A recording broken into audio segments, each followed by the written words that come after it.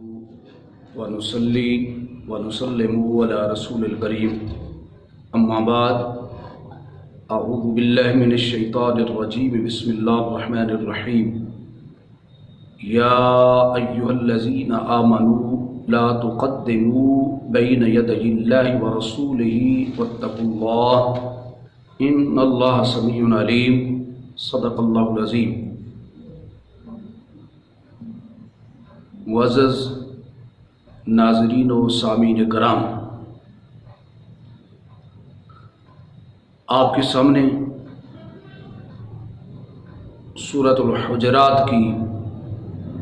आयत नंबर 1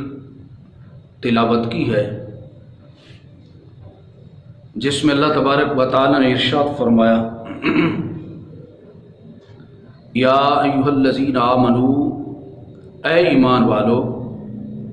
ला तुक़द्दिमू बैन यदयिल्लाहि व रसूलिही, अल्लाह और उसके रसूल से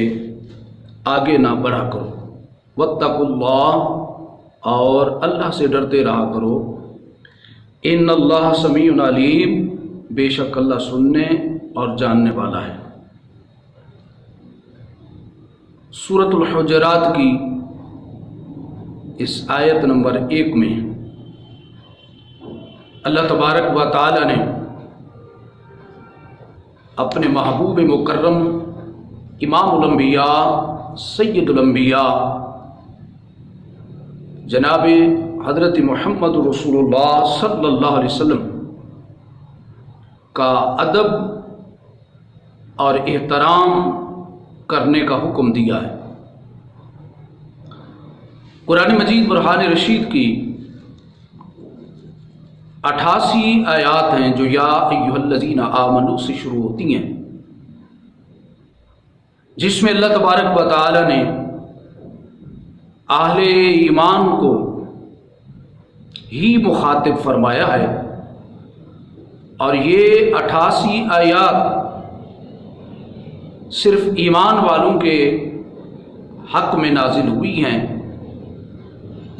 और इन 88 आयात में अल्लाह तबारक व तआला ने जो जो अहकाम नाजिल फरमाए उन पर आले ईमान को अमल करने का हुक्म दिया। कुरान मजीद बुरहान रशीद का अगर मुताला करें तो आहले ईमान को अल्लाह तबारक व तआला ने जो सबसे पहला हुक्म दिया है वो रब्बे कायनात ने बारगाहे मुस्तफ़वी सल्लल्लाहु अलैहि वसल्लम के अदब का हुक्म दिया है। बाकी इबादात, बाकी अहकाम रब्बे कायनात ने बाद में इरशाद फरमाए। या अय्युहल्लज़ीना आमनू की जो पहली आयत बैयना शुरू होती है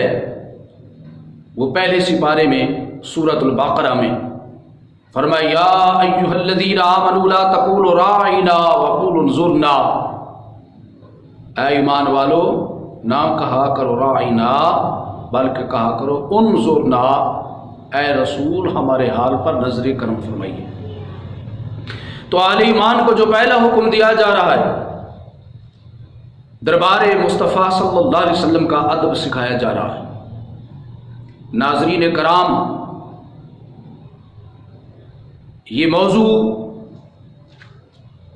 बहुत अहम मौजू है, मोहब्बत वाला मौजू है, इश्क पर मौजू, ये मौजू मबनी है।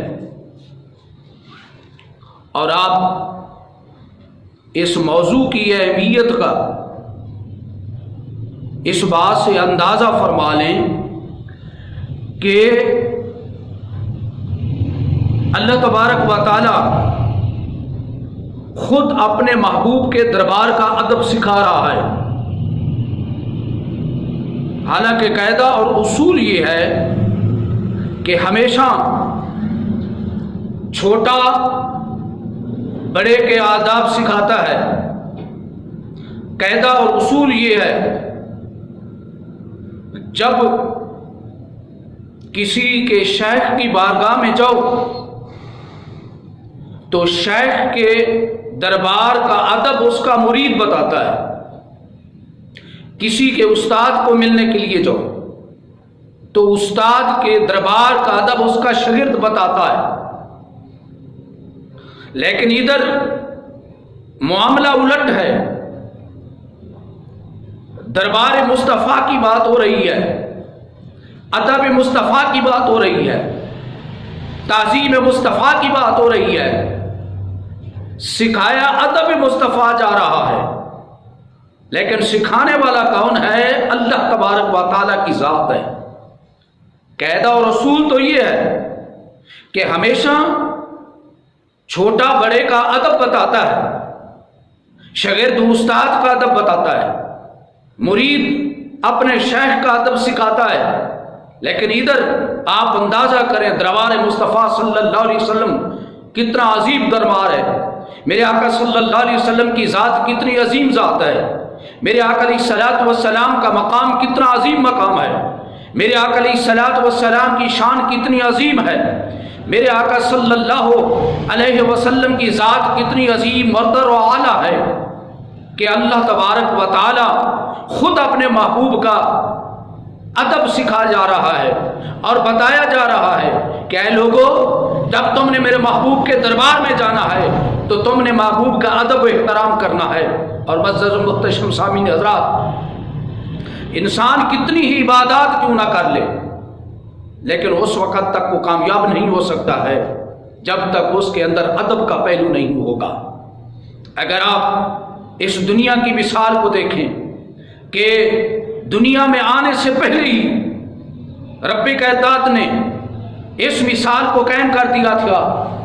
جب اللہ تبارک و تعالیٰ نے فرشتوں کو کہا کہ اے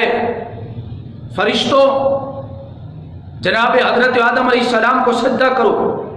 وَإِذْ قُلْنَا لِلْمَلَائِكَةِ اسْجُدُوا لِآدَمَ فَسَجَدُوا،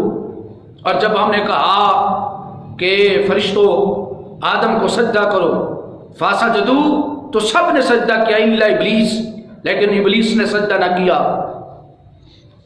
اب آپ دیکھیں ابلیس کی تاریخ کو دیکھیں، توحید کو ماننے والا ہے، اللہ کو ماننے والا ہے، عبادات کرنے والا ہے، نمازیں پڑھنے والا ہے، تسبیح و تحلیل کرنے والا ہے، تبلیغیں کرنے والا ہے، ساری عبادات کرنے والا ہے، بلکہ مفسرین نے لکھا ہے،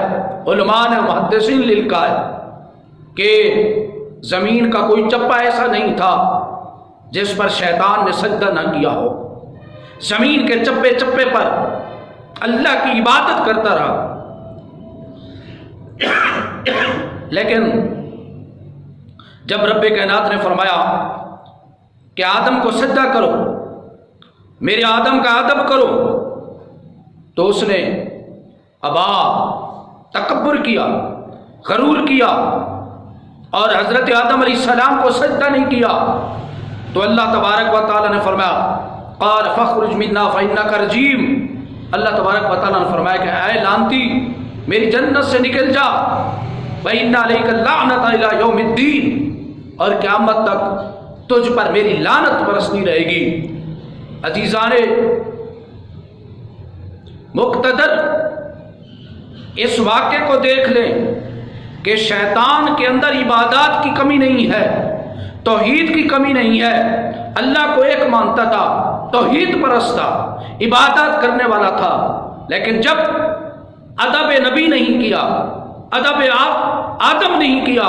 تو اللہ تبارک و تعالیٰ نے اس کی ساری عبادات، اس کے سارے رکوع، اس کے سارے سجود، اس کی ساری تسبیح و تحلیل، اس کی ساری تبلیغیں اللہ نے منہ پر مار کے کہا، فرمایا قال فاخرج، رب نے فرما کہ نکل جا میری جنت سے۔ تو محترم سامعین حضرات، ثابت ہوا کہ تمام عبادات سے سب سے جو پہلا عمل ہے وہ دربار مصطفیٰ صلی اللہ علیہ وسلم کا ادب ہے۔ اور اس آیت بینہ میں اللہ تبارک و تعالیٰ نے ارشاد فرمایا لا تقدموا بین یدی اللہ ورسولہ، اللہ اور اس کے رسول سے آگے نہیں بڑھنا ہے۔ آگے بڑھنے کی دو صورتیں ہیں، پہلی صورت یہ ہے کہ یعنی اے اہل ایمان، تم اللہ اور اس کے رسول صلی اللہ علیہ وسلم کے احکام سے آگے نہ بڑھو۔ تمہیں زندگی میں کوئی بھی معاملہ پیش آتا ہے، ہر معاملے میں تم نے میرے محبوب کو دیکھنا ہے۔ میرے محبوب کی زندگی تمہارے لیے مثال راہ ہے۔ لَقَدْ كَانَ لَكُمْ فِي رَسُولِ اللَّهِ أُسْوَةٌ حَسَنَةٌ، میرے رسول کی زندگی تمہارے لیے بہترین نمونہ ہے۔ پہلا آگے بڑھنے کا یہ ہے کہ ہمارے محبوب کے احکام سے آگے نہیں بڑھنا ہے۔ زندگی کے ہر معاملہ میں میرے محبوب صلی اللہ علیہ وسلم کی زندگی کو دیکھنا ہے۔ اپنی زندگی کا ہر فیصلہ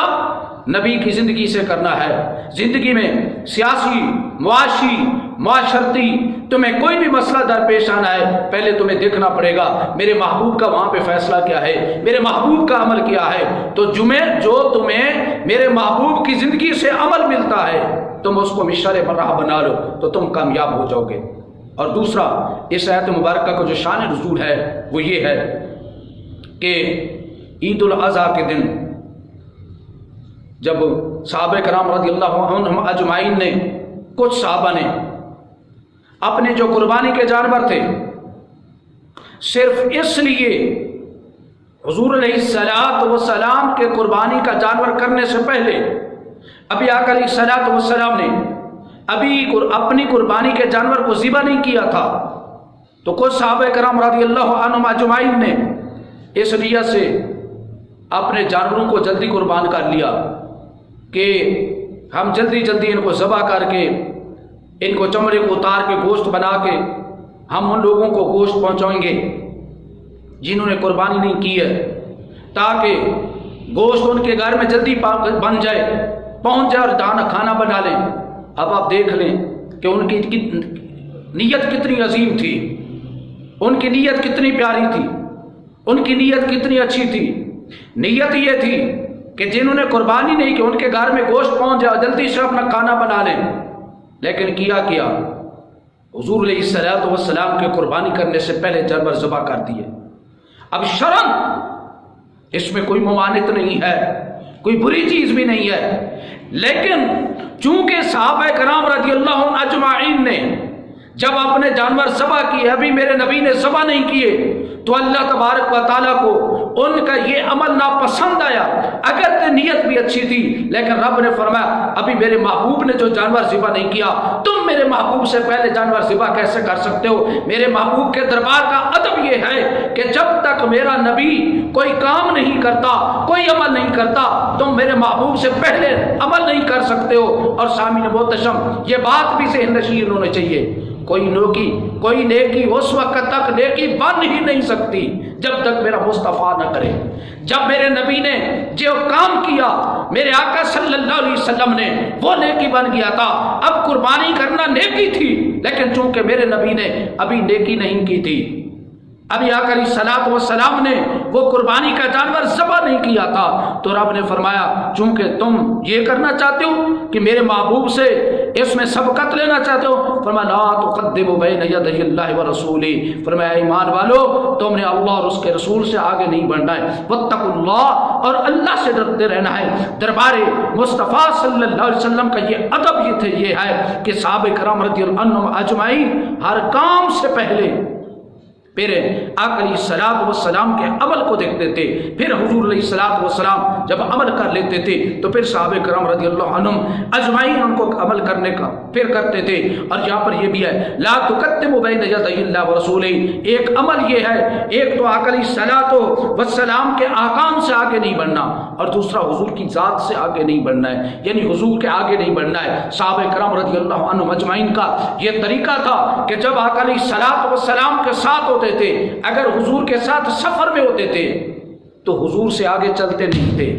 محفل میں جاتے تھے، نبی کے بیٹھنے سے پہلے بیٹھنے نہیں تھے، کھانا کھاتے تھے، جب تک حضور پہلے کھانا نہیں کھاتے، تناول نہیں فرماتے تھے، حضور پہلے لقمہ لیتے، صحابہ بعد میں لقمہ لیتے، حضور پہلے پانی پیتے، صحابہ بعد میں پانی پیتے، حضور آگے چلتے، صحابہ پیچھے چلتے، حضور گفتگو کرواتے، صحابہ اس کو توجہ سے سنتے۔ بلکہ میرے آقا علیہ الصلوۃ والسلام نے ایک مرتبہ حضور کے حضرت ابو درداء رضی اللہ تعالی عنہ کو دیکھا، وہ حضرت صدیق اکبر سے آگے چل رہے تھے، تو آپ نے فرمایا اے ابو درداء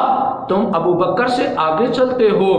تو سب سے عظیم انسان ہے۔ ارے جس نبی نے ابو بکر سے آگے چلنے سے منع کر دیا، کتنا عظیم ابو بکر کی ذات ہے۔ آقا علیہ الصلوۃ والسلام نے پھر یہ ادب سکھایا، اللہ کے حضور علیہ الصلوۃ والسلام کے دربار کا ادب خود خدا نے سکھایا ہے۔ تو آپ خود اندازہ کریں، جس دربار کا ادب خود خدا سکھا رہا ہے وہ دربار کتنا عظیم ہوگا، وہ ذات کتنی عظیم ہوگی۔ تو ہر عمل سے پہلے عمل بعد میں ہے، ادب پہلے ہے، حضور کا ادب پہلے ہے۔ اس لیے میں کہتا ہوں اگر ادب مصطفیٰ نہیں ہے، نمازیں ٹکرے ہیں، اگر ادب مصطفیٰ نہیں ہے تو زکوٰۃ ٹیکس ہے، اگر ادب مصطفیٰ نہیں روزے فاقہ کشی ہے، اگر ادب مصطفیٰ نہیں تو حج سیر و سیاحت ہے، اگر ادب مصطفیٰ نہیں جہاد فساد ہے، اگر ادب مصطفیٰ نہیں تو داڑھی کا ایک ایک بات وبال جان ہے، اگر ادب مصطفیٰ ہے تو سب کچھ کمال ہی کمال ہے۔ اللہ پاک کی بارگاہ میں دعا ہے اللہ پاک ہمیں اپنے محبوب کے دربار کا ادب کرنے کی توفیق عطا فرمائے، ذات مصطفیٰ کا ادب کرنے کی توفیق عطا فرمائے، آمین بجاہ النبی۔